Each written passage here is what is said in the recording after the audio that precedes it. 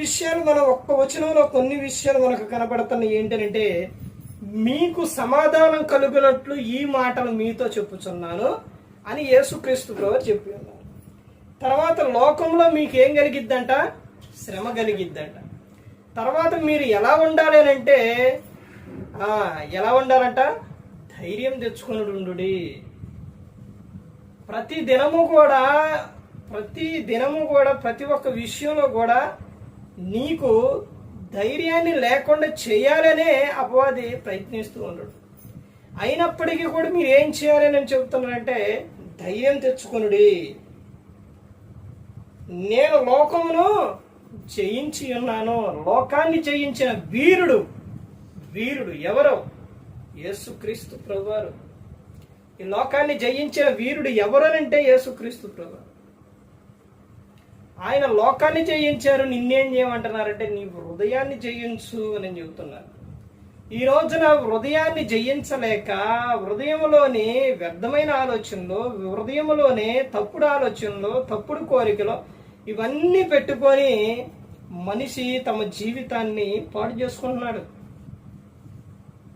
చేతులారా మనిషి తన జీవితాన్ని ఏం చేసుకుంటున్నాడంటే పాడు చేసుకుంటున్నాడు. అంటే కారణం ఎక్కడుంది అని అంటే, హృదయంలో ఉంది. కారణం ఎక్కడుందంటే ఏడుంది? హృదయంలోనే ఉంది. చూసిన ప్రతి ఒక్కటి ఎక్కడికి వెళ్ళిద్దా? ఆగిద్ది? హృదయంలోనికి వెళ్ళిద్ది. హృదయం అన్నిటినీ ఏంటనంటే కేంద్రం అనమాట. అది అయస్కాంతం లాంటిది, అలా లాగేసుకునిద్ది అనమాట.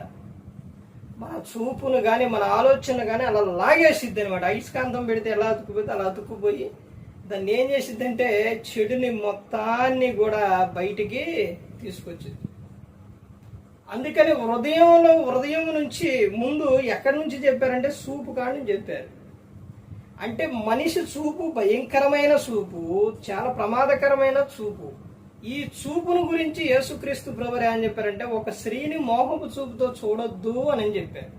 అంటే చూస్తే ఏం జరిగిద్ది అని అంటే, నీ హృదయంలోకి వెళ్ళిపోయి అది కూర్చొని అలాగే నువ్వు వ్యర్థమైన అన్నీ కూడా అలా హృదయంలో పెట్టుకొని అలా చూస్తూ ఉన్నప్పుడు జరిగే విషయం ఏంటంటే, ఒక స్త్రీ మీద భయంకరమైన ఆలోచన వచ్చినప్పుడు నీవు దాన్ని ఏం చేస్తావనంటే క్రియారూపకంగా తీసుకెళ్ళిపోతావు అనమాట.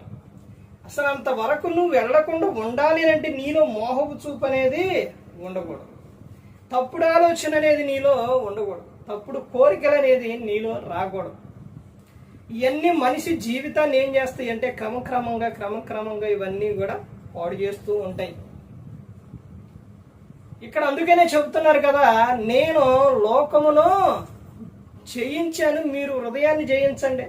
హృదయం గురించి ఎన్ని విషయాలు యేసుక్రీస్తు ప్రభువు చెప్పారంటే, మార్కు సువార్త 7:21 చెబుతారు. హృదయం నిండిన దానిని బట్టే నోరు మాట్లాడుతుంది, హృదయంలో నుంచే చెడ్డయన్నీ బయటికి వస్తాయి అని, నోటికి కళ్ళం పెట్టుకోవని, తర్వాత హృదయాన్ని సరి చేసుకోవని, తర్వాత హృదయ శుద్ధి గలవారు ధన్యులు అని, హృదయం అన్నిటికంటే ఘోరమైనది, వ్యాధి గలది, ప్రమాదకరమైనది, భయంకరమైనది, ఇవన్నీ కూడా యేసుక్రీస్తు ప్రభువు ఎన్నో విషయాలు చెప్పి ఉన్నారు హృదయం గురించి. హృదయ రహస్యాలు ఎరిగిన దేవుడు. అందుకనే ఇక్కడ మనం చెబుతున్న విషయాలు ఏంటంటే, ఇక్కడ కొన్ని విషయాలు యేసుక్రీస్తు ఒక్క వచనంలోనే చెప్పారు ఇవన్నీ కూడా. అయ్యా ఆ విషయాలు ఏంటంటే, ఒకటి మొట్టమొదటిగా ఏంటంటే మీకు సమాధానం కలుగునట్లు ఈ విషయం చెబుతున్నాను.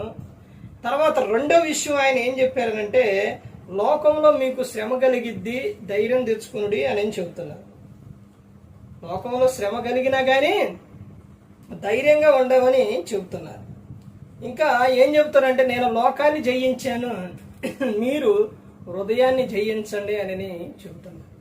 ఈ హృదయం గురించి ఎన్ని విధాలుగా ఉందనంటే బైబిల్ గ్రంథంలో చాలా విధాలుగా ఉంది. అందులోనే ఒక విషయం ఏంటంటే, మత్తయి సువార్త 15 7, 8, 9 వచనాలు కలిసి ఉంటే అక్కడ హృదయం గురించి అక్కడ ఉంటుంది. వారి హృదయం ఎలా ఉందో అక్కడ చెబుతారనమాట. అంటే హృదయము అన్నిటికంటే భయంకరమైనది, అన్నిటికంటే చాలా ఘోరమైనది అనమాట హృదయం. అందుకనే మనిషి బాగానే ఉంటాడులే కానీ దేవునికి మనిషి హృదయం ఎలా ఉందంట? దూరముగా ఉన్నది. వాడు హృదయం, మనిషి హృదయం నాకు ఎలా ఉందని దేవుడు చెబుతున్నారంటే నాకు దూరంగా ఉంది అని చెబుతున్నారు. హృదయంలోని దేవునికి చోటు ఇవ్వట్లేదు. హృదయంలో దేవునికి చోటిస్తే వారి జీవితము అద్భుతంగా ఉంటుంది. అందుకని ఇక్కడ ఏమని చెప్తున్నారంటే యేసుక్రీస్తు ప్రభువారు చెప్పే విషయాలు ఏంటంటే ఇక్కడ చెబుతున్న సందర్భం, మీరు ధైర్యం తెచ్చుకొనండి, మీకు శ్రమ కలిగిద్ది, మీకు సమాధానం కలుగునట్లు మీరు ఏం చేయాలి? ధైర్యం తెచ్చుకోండి. మీకు శ్రమ కలిగిద్ది, ధైర్యం తెచ్చుకోండి. ఇంకా ఆయన చెప్తున్నారంటే నేను లోకాన్ని జయించి ఉన్నాను, మీరు కూడా ఏం చేయాలంటే మీ హృదయాన్ని జయించాలి, కాపాడుకోవాలి అని యేసుక్రీస్తు ప్రభువారు చెబుతూ ఉన్నారన్నమాట. ఎంత మంచి మాటలు, మన బాగు చేసే మాటలు, పరిశుద్ధమైన మాటలు, పరిశుద్ధ గ్రంథంలో దేవుడు మనకు రాపించి ఇచ్చిన అమూల్యమైన అద్భుతమైన మాటలు ఇవి. ఈ మాటలో చదువుకున్నప్పుడు, ఈ మాటలో హృదయంలో పెట్టుకున్నప్పుడు వాడి జీవితం బాగుంటుంది. కానీ మనిషి ఈ వాక్యాన్ని చదవరు. చదివే టయానికి సాతాను ఏదో ఒకటి దారి వాడిని డిస్టర్బ్ చేస్తాడనమాట. వాక్యాన్ని చదివే టైంలోనో వినే టైంలోనో అసలు నీ హృదయానికి ఎక్కకుండా, హృదయంలో ఉంచుకోకుండా వాడు ప్రయత్నిస్తూ ఉంటాడు అనమాట. అందుకని అపవాదికి అవకాశం ఇవ్వకూడదు. అలా ఇవ్వకుండా ఉండాలంటే నువ్వు దేవునికి ఏమవ్వాలి? దేవునికి లోబడాలి, అపవాదిని ఎదిరించాలి. అప్పుడు వాడు మీ యొద్ద నుండి పారిపోతాడు అనమాట. యాకోబు 4:7 ఉంటుంది అనమాట.